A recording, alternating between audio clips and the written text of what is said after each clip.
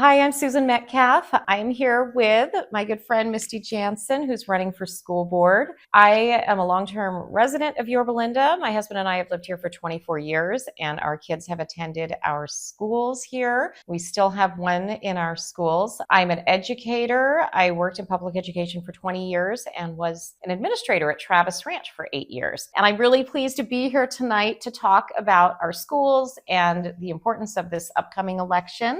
So, Misty, why don't you tell us a little bit about yourself and why you're running? Thank you. Thank you. My husband, Matt, and I have lived in Yorba Linda for almost 15 years, and we've been a part of the district for about 14. And we started by walking up to the doorsteps of Fairmont Elementary School with a 5th and 6th grader, my niece and nephew, who had come to live with us, having no idea what on earth we were doing. And over the course of those 2 years with Dylan and Liz in 5th and 6th grade at Fairmont, the teachers there, Mrs. Yamamoto, Mr. Maristang, Mrs. Traveseros, Mrs. Watkins, Mrs. Cooney, they poured into our lives and into the lives of our kids, and they had no idea what they were doing. They partnered with us, and truthfully, for most of that first year, I felt like I was absolutely drowning.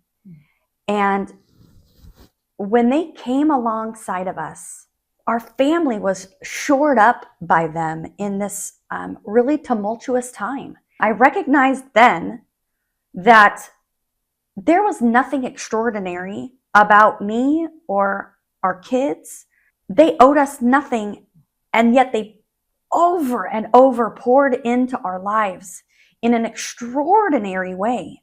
And I knew then that this was the district that I wanted to work in and be a part of. And I wanted to participate and shore up other parents and help other students. And when the time came to run for school board, I thought, this is my chance. Everything I've done in this district, from working in the schools, in the classrooms, to being PTA president, working with the district PTA, being an advocacy chair, and then running for school board, all of it is to pay back this district for what they gave our family.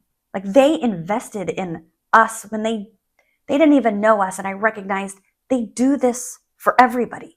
Every kid gets this when they show up. And so when the time came and the opportunity presented itself to run, that's why I threw my hat in the first time, and it's why I'm back to do it again. Our students, our teachers, our administrators, our district deserves to have somebody who loves them as much as I do and who wants to work hard for them, and I do. And I think you touch on something really important there, that this district, the reason why so many of us have moved here and bought homes here is because of the reputation that's been built on great teachers and great staff and great administrators, so many who have sent their own children to these schools, people who grew up in these schools and then came back to work here. And we know that staff have been leaving in the last 18 months. And if so many staff are leaving, why is the district telling us that this is normal? There is a strange narrative that exists that all of these staff, administrators, teachers, 25 plus, that they've just decided to move on to bigger and better things. And I think there's probably a thread of that that's true, but it's not entirely true. For principals and vice principals, the way that works is they are on 1-year contracts. And when those contracts are not going to be renewed, they're given notice and essentially told to find work elsewhere. And so they do. And they get snatched up by the best and the brightest school districts in Southern California because they're seasoned professionals with like tried and true efforts that can back up all that they are. So it's no surprise that when we have made them feel, or we have told them that they're of no use here, that they go on to do bigger things. Teachers are a little bit different. They get transferred through an administrative transfer from school to school. They don't always have a whole lot to say about that. Typically, it happens in the summertime so that they can make plans and prepare. In the past 18 months, though, there have been teachers moved almost as a form of punishment or retribution for either asking questions or standing up against the board or the superintendent. And there's a culture of fear and intimidation that is becoming deeply, deeply ingrained in this district. And it's terrifying. And I tell my kids, you know, sometimes you're going to have to do things scared. You don't get the chance to build up the courage to do something. You have to do it scared. And our teachers, they do it every single day. They show up every day in their classrooms and they pour into the lives of our kids and they develop relationships with families and we're all connected and they do it and they're afraid. And the time has come for that to stop and for a return to a culture of collaboration and teamwork. That brings me to my next question, actually. I know a point of curiosity and contention this past spring that's continued into this year is the Universal Sports Institute. And that's something a lot of people haven't had the courage to talk about out loud, a lot of current staff. But I know there's been controversy and questions both with staff and in the community. So what can you tell us about what's been going on with USI?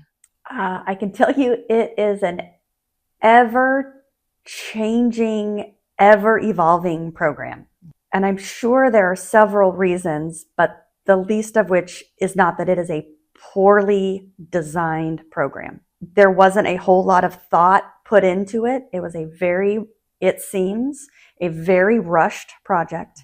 I don't understand the urgency that existed because there is a chance that it could have been something wonderful, but it's been watered down and diluted to almost nothing. But at a very, very hefty price tag, already to the tune of $3.8 million. And this money is money, developer fees that have been diverted from projects that we desperately need in our district. We have outdated school kitchens that feed our children that all of those things have been put on the back burner to wait out this project. We have no real financials for it. So we don't have any way to gauge what the true impact is. It could be $6,000 per student that we are paying out. It could be $12,000 per student that we're paying out if it continues on with this less than 100 students.